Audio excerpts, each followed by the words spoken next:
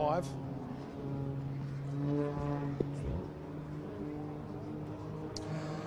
Hello and welcome to Wings Over Illawarra, Australia's largest airshow.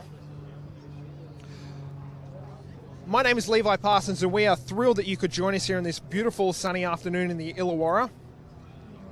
Coming up a bit later in the broadcast, in around about 10 minutes or so, we will bring you some heart-stopping flying demonstrations from some of Australia's most fearless pilots. And this includes vintage aircraft as well as ultra-modern fighter jets like the F-18 Hornet that the Royal Australian Air Force uses. Wherever you're watching in the world, on whatever platform, be sure to subscribe, like, and share this video. And if you have any questions or comments that you'd like me to answer, we'll try and get to those a bit later and try and see what you can do if you have any questions about the aircraft that you see. So, what's great about this event is not only is there a lot of action in the sky, but we can also get very close to some of the aircraft on the ground. Now, if you look just behind me, this is the Catalina, one of the most versatile airplanes ever built. So you can see it has very high mounted wings and 2 huge propeller engines on top. And if you look at the body of the plane, the fuselage, it almost looks like a submarine. And that's because it is. The wheels on the plane could actually retract and it was able to land in water. So this was used for a number of purposes. They could use this plane for ocean rescue, as well as transport, and they could also use it as a bomber as well. And the aircraft was built in 1935 and it was used throughout the Second World War. It was built by Consolidated Air in the US. And if you look to the side here, you can actually see a 30 caliber machine gun. Now this was because these planes were very heavy and they didn't fly very fast, so they were a big target for Japanese warplanes. So we can see a gentleman there. And as you can see, it's painted black too, so this was to camouflage it even more. And this particular plane was actually sold after World War II in South America. And it actually sank to the bottom of a freshwater lake in Argentina. But it was able to be recovered and stored, and it was then sold on to Portugal. And the Portuguese government used this as a water bomber. They used it to fight wildfires in the area. In about 2002, this air museum, the Haas Museum, the Historical Aviation Restoration Society Museum, which is open right throughout the year, not just when the air show's on, displays this right throughout the year. So we'll keep moving on and we'll find a few more aircraft that we can take a look at.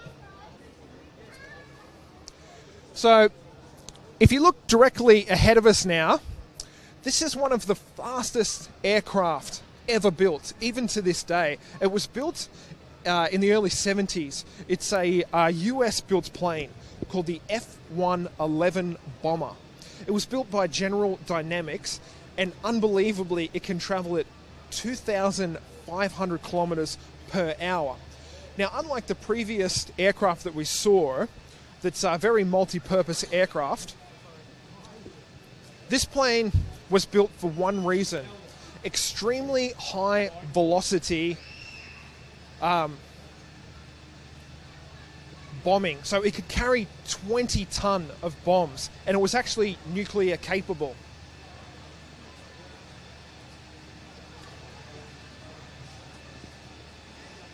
If we look straight ahead of us now, this is a Sabre jet. This was the first plane that broke the speed barrier. If you look at the front, you see that big nose. So what this would do is travel up very high and tilt downwards. And this nose would suck air into the engine, into the turbine, and that's how they would break the speed barrier. And we'll actually get to see one of these in action when the flying demonstration starts later in the day. This was built actually in Australia, so it was originally British designed, but Australia bought the rights to manufacture the aircraft and actually built it here. It was mainly used as a training aid for Australian pilots. And this was just following World War II. So we'll head over in this direction, make our way through the people.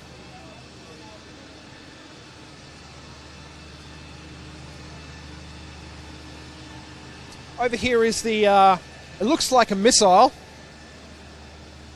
This is actually the fuel tank on the F-111. And this mount here would mount bombs. So they would be attached here and let go. So we'll keep making our way through.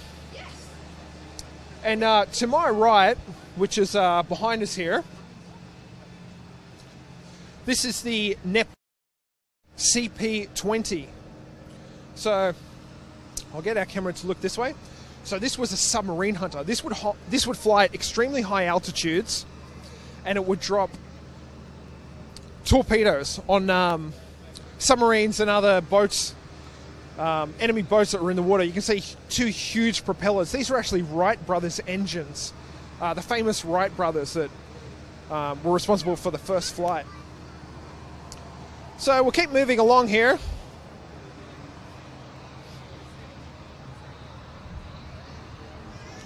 So the Neptune was a Lockhart aircraft,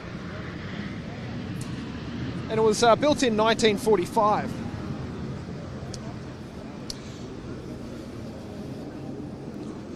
So you might be wondering where exactly the Illawarra actually is. We're actually about 100 kilometres south of Sydney at the moment, in a very beautiful part of the world.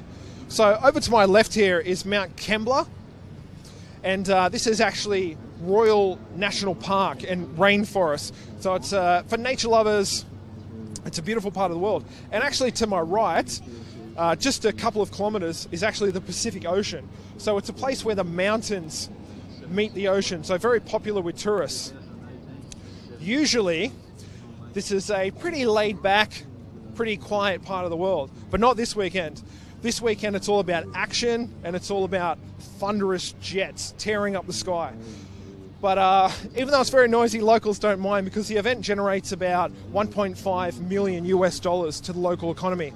And this year is the biggest program ever. There's about 80 to 90 aircraft on display here, and about 35 to 40,000 visitors are expected, and that includes about 5,000 overnight stays. So many locals here are very happy at all the excitement that's going on. So this airport that we're on now, the Illawarra Regional Airport, was originally a military training base, but now it operates as a private airport. And a company called Jetco operate internal Australian flights from here. They built 741 of these jet. So we can see over here, these are DC-3s. These were integral to the war effort in World War II and after. There's a saying in aviation that the only plane tough enough to replace a DC-3 is another DC-3. So this was used for transport. It would take everything: jeeps, ammunition, it would take personnel, paratroopers, you name it. Anything that needed to be carried, it would carry. So it was vital to the war efforts.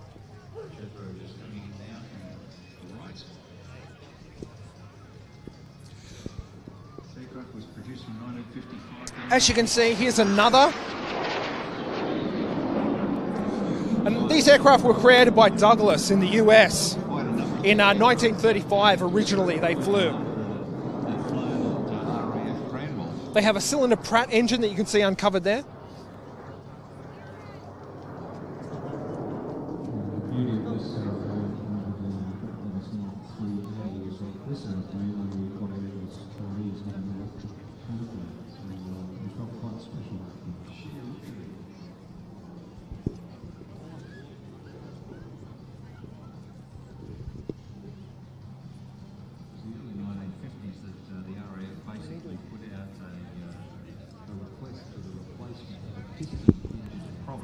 So we'll make our way through.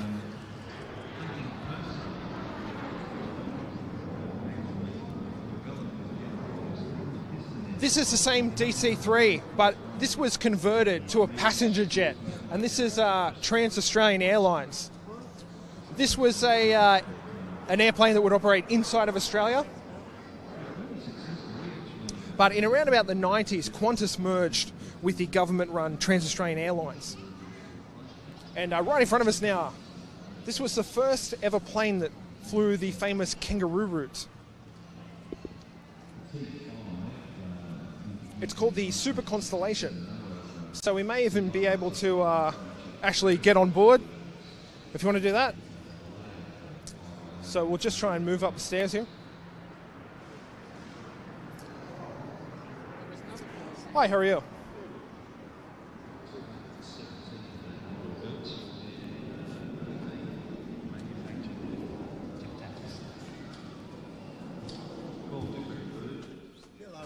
G'day guys, how you going? Okay. We're with Xinhua News, Really? doing a live broadcast. So this is where a navigator would sit. And not only that, if you keep quiet a few seconds, I'll tell you what's going on. Hey. Cool, so tell us about the navigator station. Well, the navigator station, in the old days, they used this, which is a sextant. And they used that after looking through this, that normally fits there, to look at the position of the stars and the planets. And then the navigator, if he was short like me, he'd get up here and look through there, and they would look at the position of the planets and the stars very accurately. And then they would use... Do you know what that is? No, I don't. See if any of your compatriots do. Does anyone here know what this is? Go and tell him. Right, a pencil sharpener. Have you ever heard of a pencil? Okay. Well, the old navigators used them because in the old days, if you had a thick pencil and you were measuring the different points of the stars, 3 different stars to 1 point to get by triangulation your position, if you had a thick pencil, you might run out of fuel before you got to Honolulu because you were 100 miles out. Very embarrassing. So that's why a thin pencil, a sharp pencil, was the only pencil you could have when you did your chart. Thank you so much. So this flight would cost around about £600 in 1947. Before you go, have a look in the cockpit. Very good. So it's actually 3 years' wages in today's money. So this wasn't for the everyman. This was extremely expensive. The first kangaroo route flew 35 passengers. It took 4 days, stopping in Darwin, Singapore, in Cairo, India, Egypt, and Tripoli.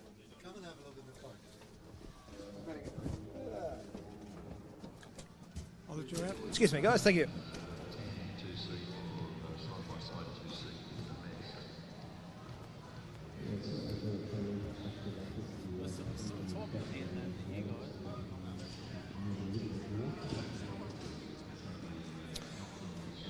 So we'll move over to the flight demonstration. So it's just ahead of us here,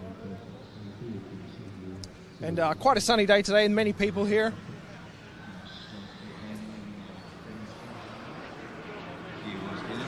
I don't know if you can pick that up, but there's some jets going overhead now.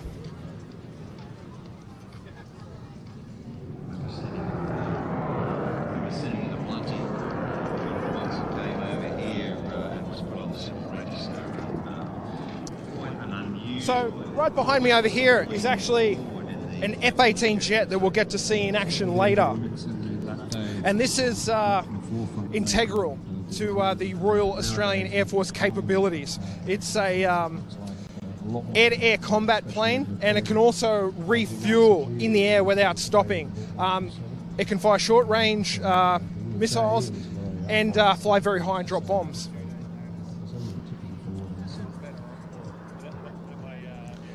So here we can see this is a Australian Navy helicopter. This is mainly used for rescue operations. You can see the large winch on the side there. Over to our right is a Black Hawk helicopter.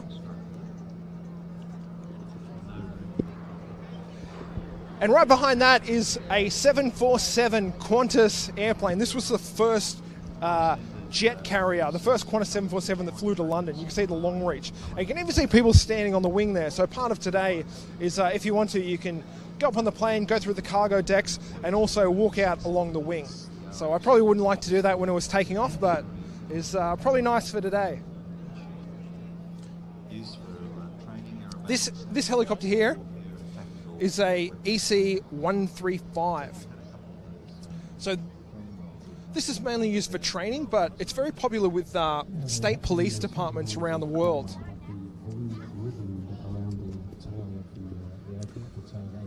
So it has a very unique feature at the back of the aircraft.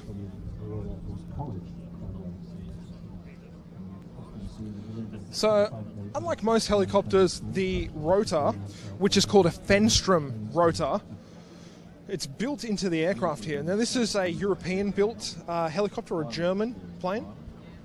And so what this does, it makes it a little bit more stable.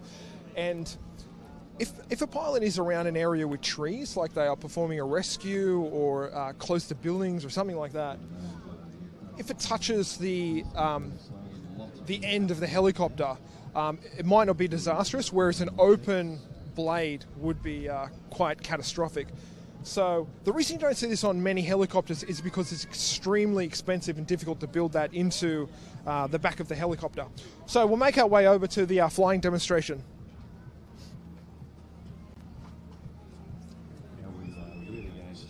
Whoop.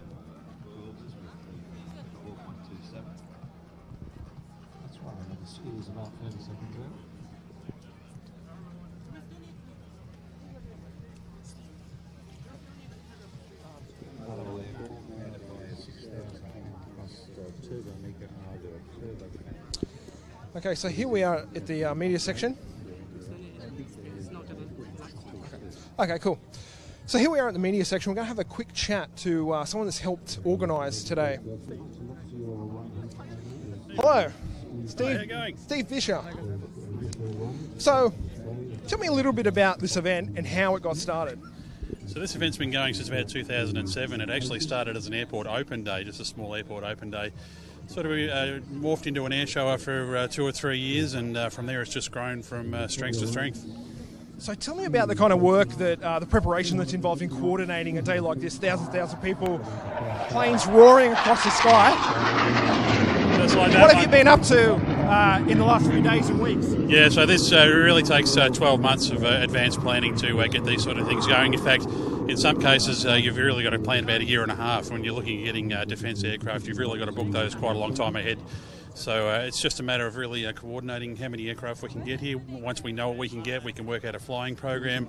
We have to get that through, of course, the federal government regulator, because obviously it's very tightly controlled for safety reasons.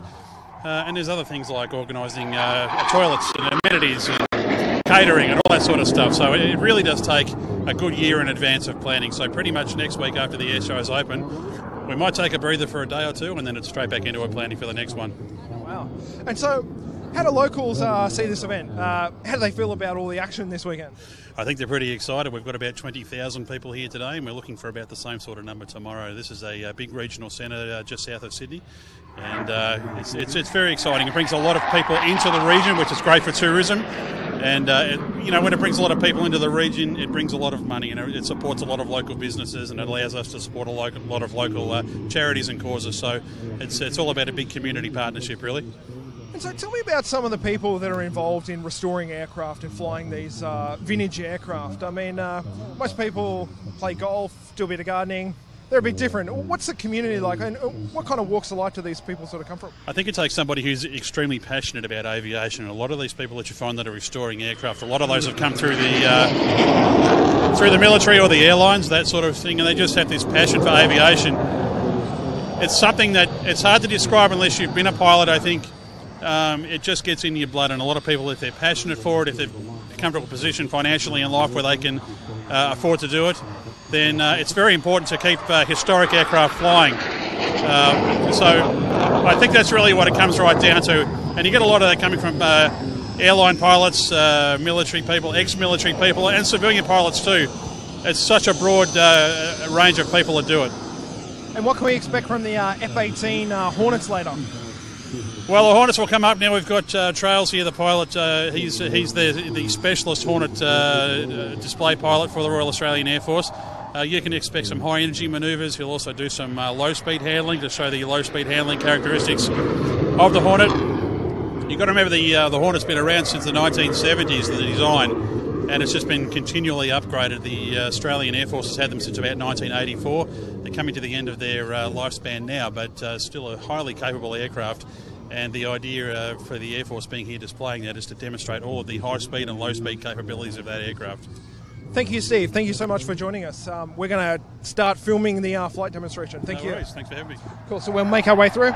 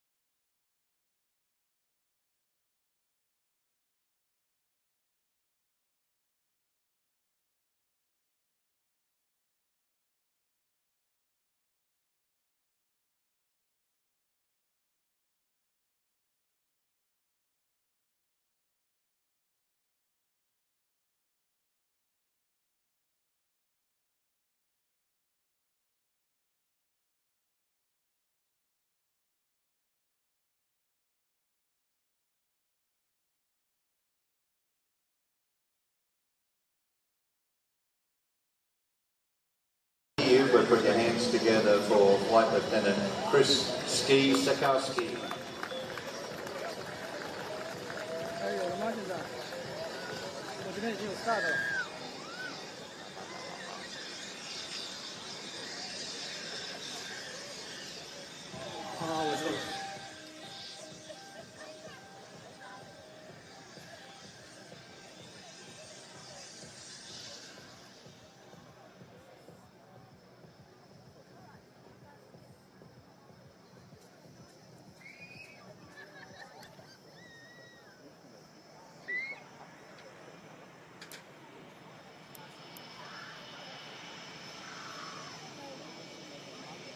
ladies and gentlemen, down at the end of the runway now, just waiting for that hawk to come back in again.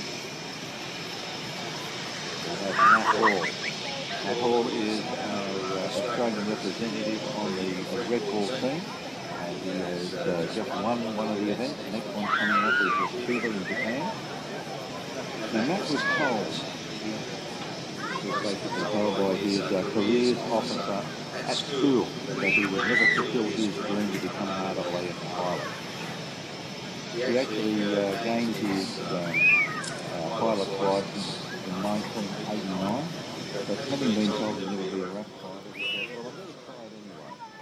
So he joined in 1991, and in 1992 he was ducked to the pilot's course. 1995 he was ducked to his FA-18 course. 1997 RAF Fighter Pilot of the Year. 1999 ducked to the Fighter Combat Instructor course. Chief of Air Force Commendation was performed as Chief Instructor of the 2006 Fighter Combat course. And 2002 to 2004 he was an exchange officer with the USAF for 3 years flying F-15 strike vehicles with the 333rd and 334th Fighter Squadron based at Seymour Johnson Air Base in North Carolina.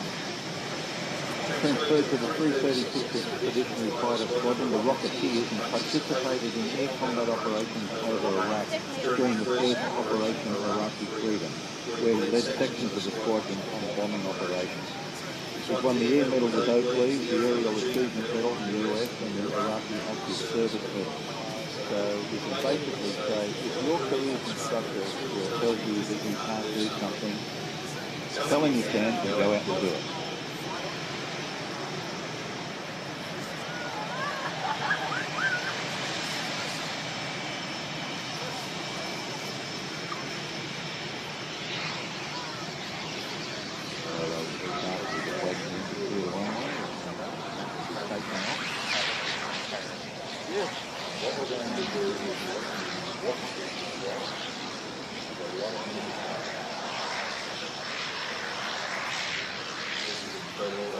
If none of you have seen a Red Bull air race, you're about to see basically what he has to do at very, very low level between marked chicanes, put up for inflatable, I suppose it's all triangular inflatable tents, and very close to the ground. High speed manoeuvres requires the reflexes of the muscles.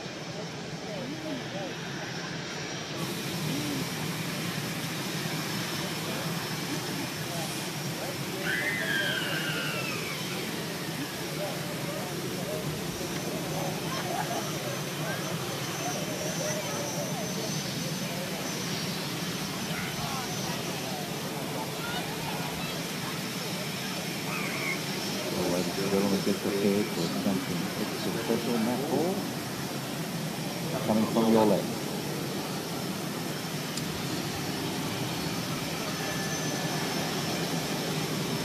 So here we can see Matt Hall taking off now. This is a Red Bull pilot, and he recently won a race in Cairns for Red Bull.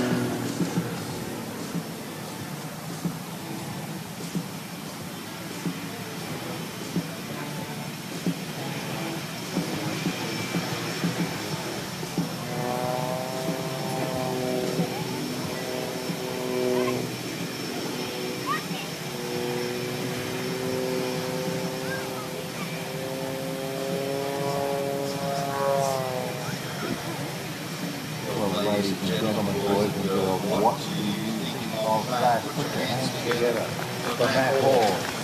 So that was Matt Hall, Australia's representative in the Red Bull Air Race, putting on an amazing flying display there. And so as he's pulling in now, so give you a chance to get some autographs and also a good chance for you to wish him well at Chiba in Japan at the next event. so he will soon be heading to Japan for the next Red Bull event. That extra 300 is fine, manufactured in Germany by the extra. And coming up soon will be a Sabre jet. A jet that we saw earlier. 2009, 2013, 14, 15, 16 and 17. Incredible aircraft. Beautifully displayed here today.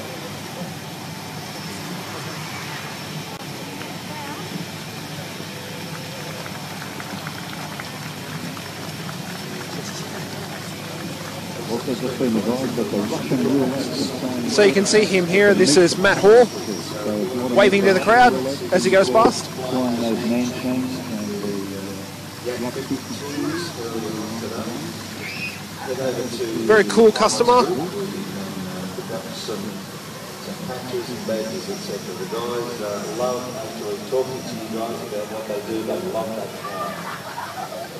Just having an inspection now of the runway prior to our next display, which will be Jeff Tracker in his CAC-built Sabre jet. So they're just going to do a quick runway inspection before the Sabre aircraft is up and flying. Tomorrow you don't have a hat, buy one this afternoon.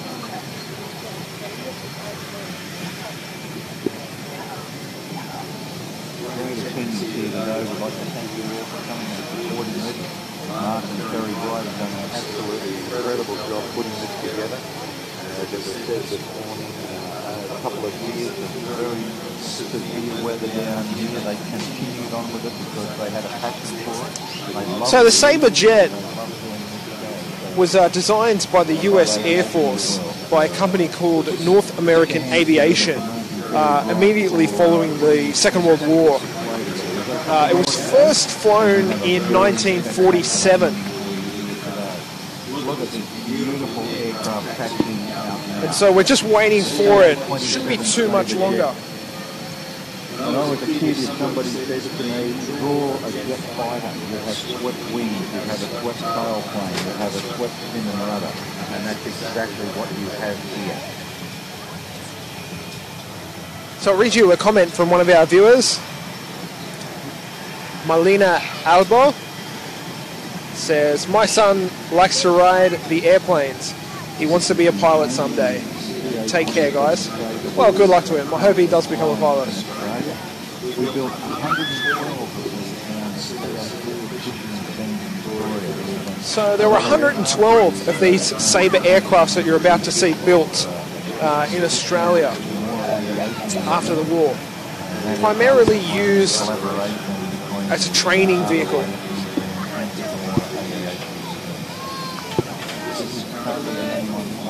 The engines that they used were Rolls-Royce engines.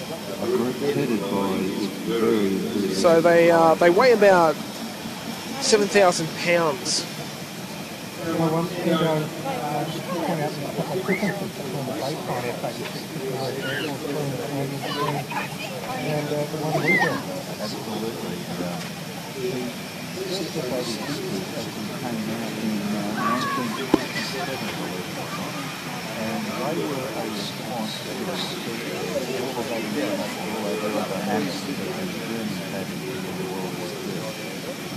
The aircraft, although it's fairly old, it can still travel at a speed of 1,100 kilometres and has a range of about 1,850 kilometres. And it can actually go to a height of 52,000 feet. So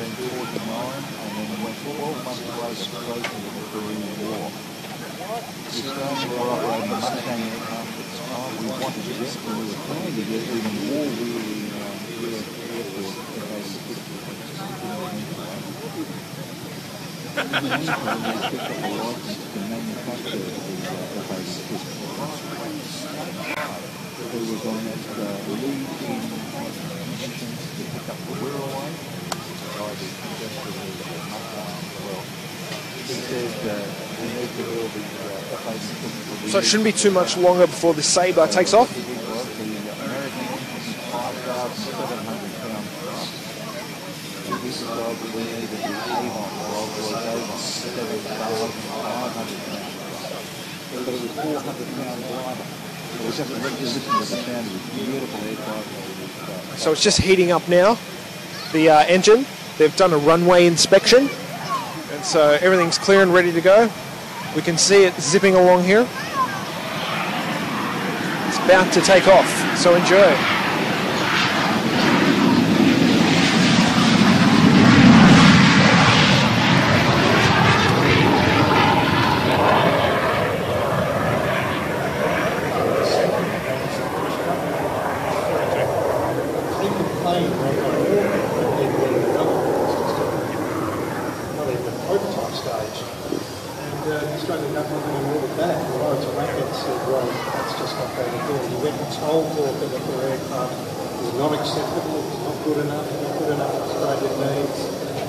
Convinced the government to cancel the order. The Hawker refunded the £50,000. Went to North America, who were thrilled to see an old friend, Lawrence Wackett. He said, "We want to build the Sabre," and 60% of it was changed for Australian needs, if you will.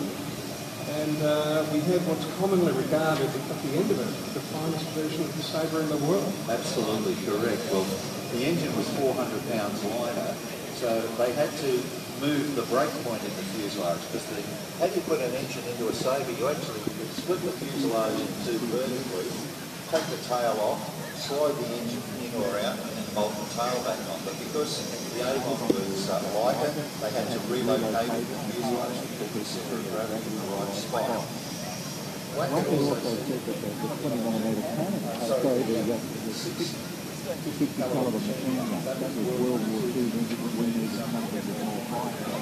So he picked up the 8mm cannon and designed and manufactured it in the UK, but it was actually designed from a German motor company that they didn't go into production.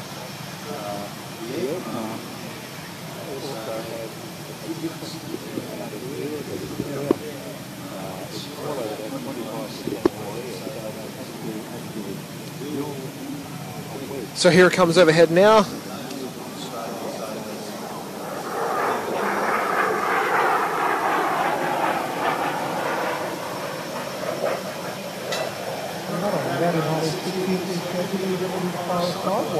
I don't think the Americans ever did that to the We had a variety of armaments. Started off, you could carry bombs, you could also carry up to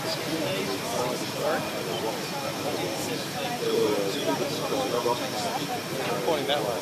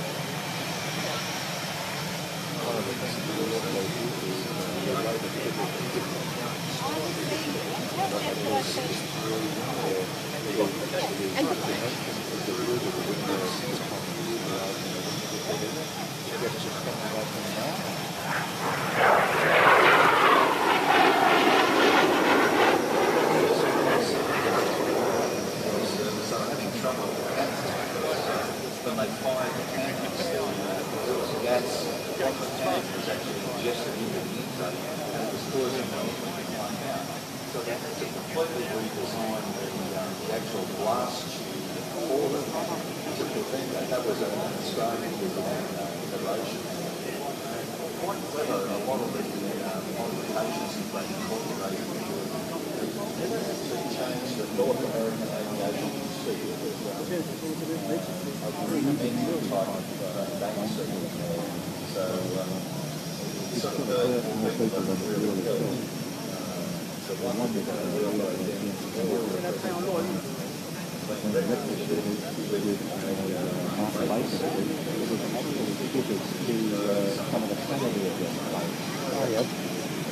There was a thing that there was no three-speed fader version of the operator. No, I think there was only one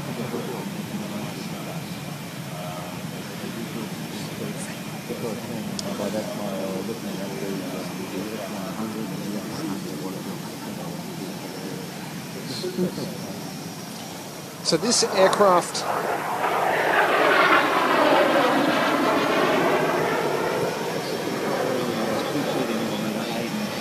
aircraft was the very first aircraft to break the sound barrier in a shallow dive. So this is the aircraft we saw prior in the broadcast. It has a open nose. So when it dives down, the air sucks into the fan turbines and it can generate a lot of power. See it cruising across the sky now.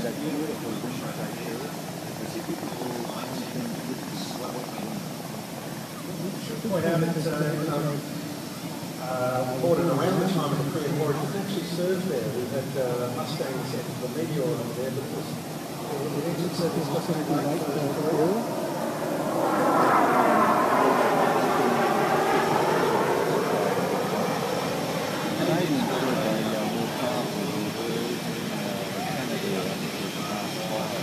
It was a Miranda engine. I believe it was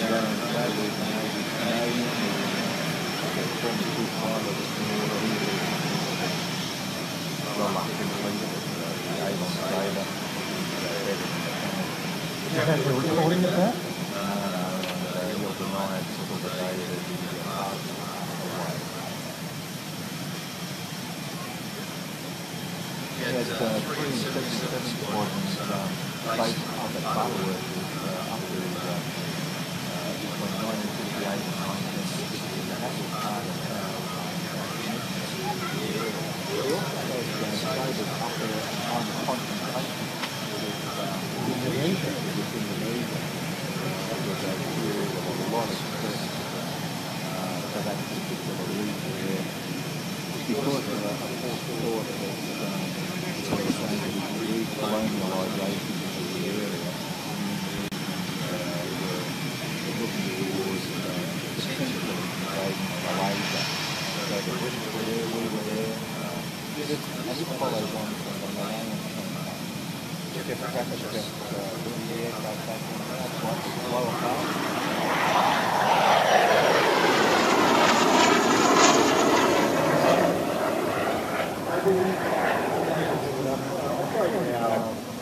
Sabres and because of documentation backed off, we gave an equal number of Sabres to the Indonesians as well. The Sabre that was actually more one of those gift aircraft to Malaysians. It was eventually put out of service and very cheaply Aero, it was squadron up there. One of the aircraft. I believe that they were working at one cocktail.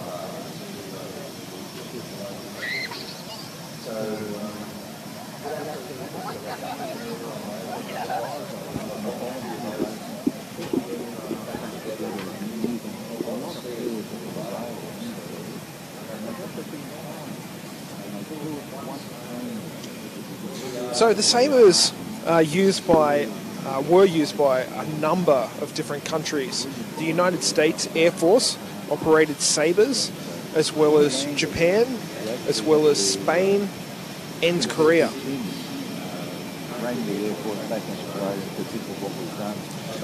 And after World War II, if you wanted to buy one, they're actually pretty cheap at $220,000 US.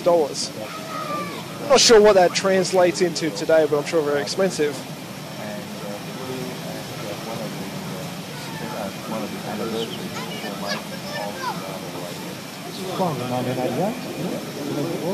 There are about 8,000 of these kind of planes developed, and many were built in Canada, as well as Japan and Italy, and of course in Australia, in Victoria. So we built over 100 of them here.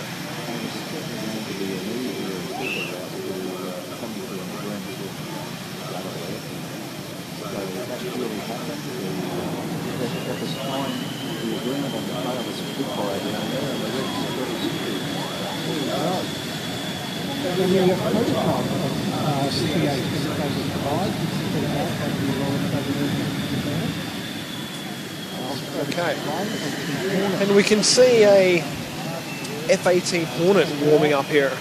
So he's just cruising out now, going to taxi along the runway.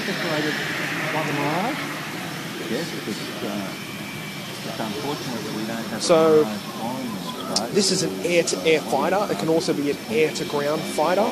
It's capable of delivering missiles, and it can travel at over 2,000 kilometers per hour. So this is an elite modern military jet, and it's still an integral part of Australia's Defence Force today.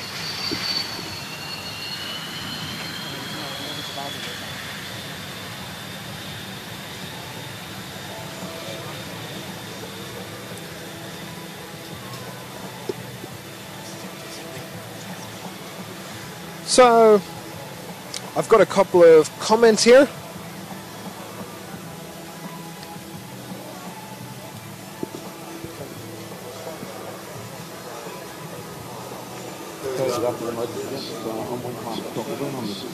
Melina Alba says, "Hi guys, Loopy.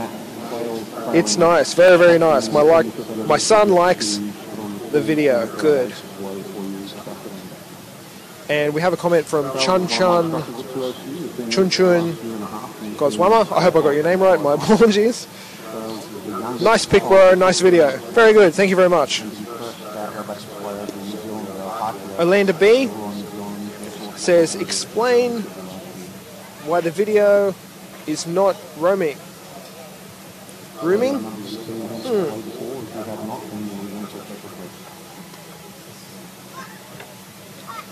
Because the airplane is so fast. Very good. I got one for you. What do you call a hamburger that can fly? A plain hamburger. You like that one?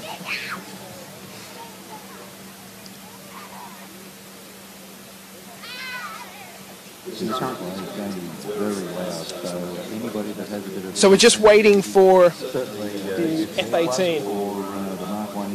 It's just about ready to take off.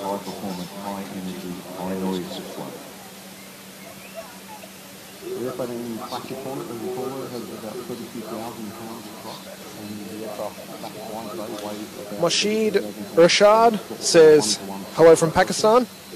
Very good. Thank you for watching. So now the most important part is coming, the F-18 fighter jet. So we're almost ready to go. This is what everyone here's been waiting for.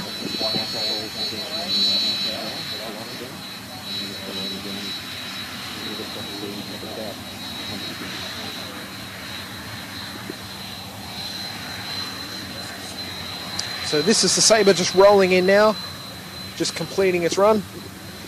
Beautiful historic aircraft.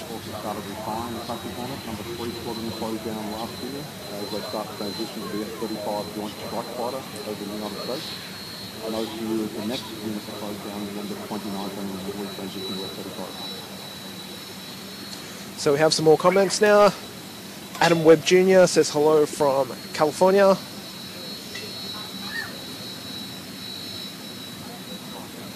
Jalar Ahim Pedroza says, what's up? What's up with you? I have a note from Kiman Kitseng saying, good morning from Botswana. Wow, all the way from Botswana. Very cool. Thank you for joining us on the broadcast. So we're waiting for the F-18 Hornet. This is going to be extremely, extremely cool. And I'm told that there's going to be an explosion as well and a wall of fire. So that'll come right at the end. So that's a big crescendo to the event today. So make sure you stick around right till the end. And keep leaving your comments and like the video and subscribe wherever you're watching in the world. We can hear the roar now of the F-18 about to take off, and here it goes.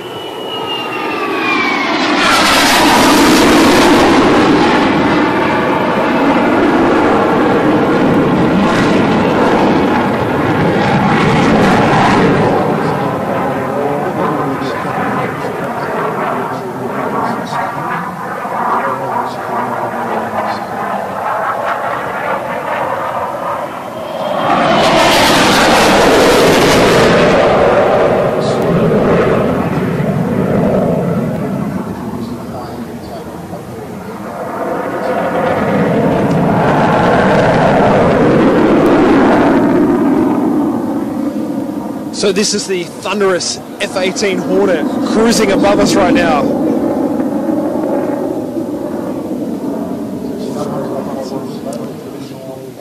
So it's thunderously loud. I'm not sure if you can pick that up on the broadcast, but it's extremely loud. Almost 2.5 times the speed of sound.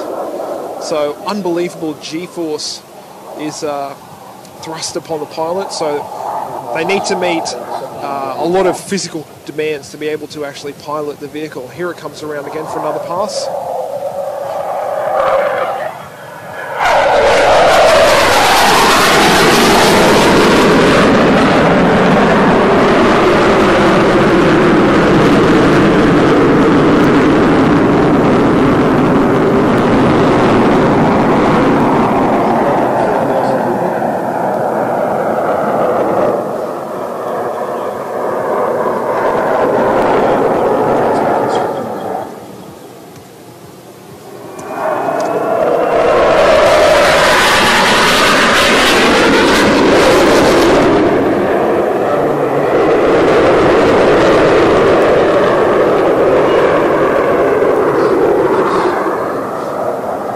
Just completing a couple of barrel rolls there.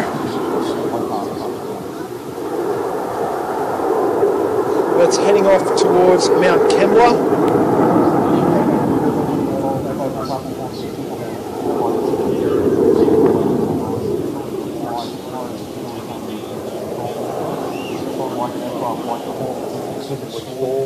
Have a positional wing, the leading from available. Predominantly digital flight controls allow us to fly below conventional falling speeds while retaining full control of the aircraft. So these F-18 Hornets don't actually stay at this airport. They actually flew down specially from Newcastle Royal Air Force Base, and they fly down here. It only takes about 10 minutes or so, even though it's a 3-hour car ride. And they land, and then after the demonstration, they'll fly right back.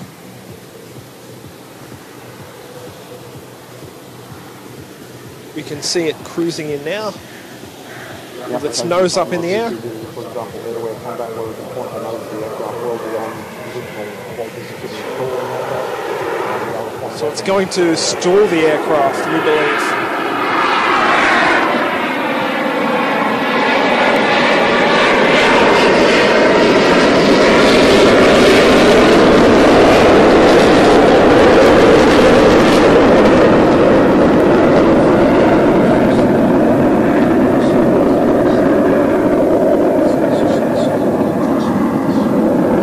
So it's climbing now, upside down.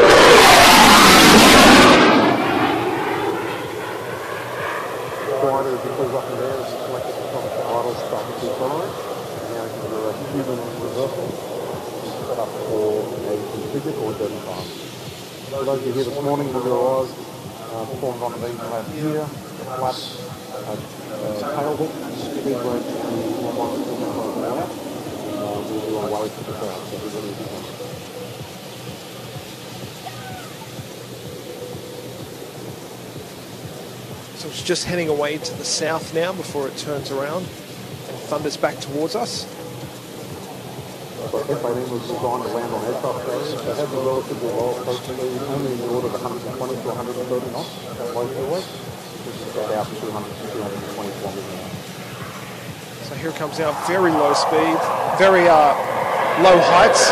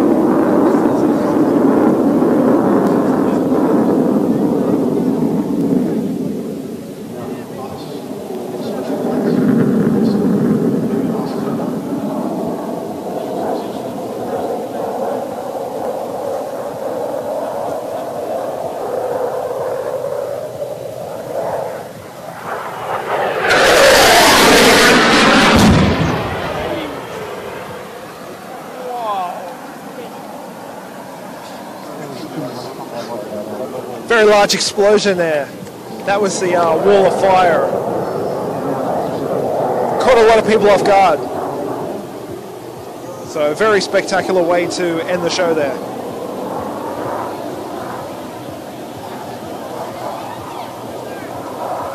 So I would assume that's the kind of thing you would see if they were live in action in a combat zone.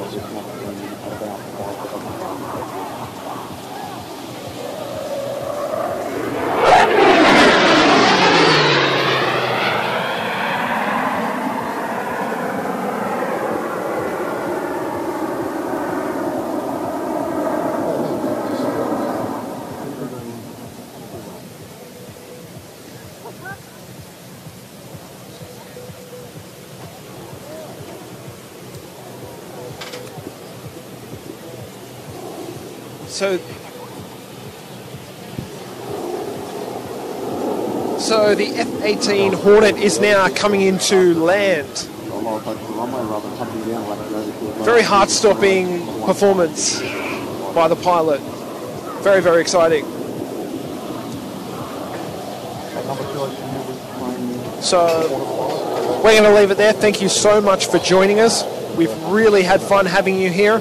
And be sure to tune in tomorrow. We also have a Chinese language broadcast as well. So be sure to like, subscribe and share this video.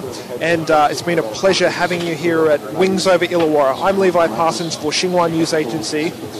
Have a very good afternoon.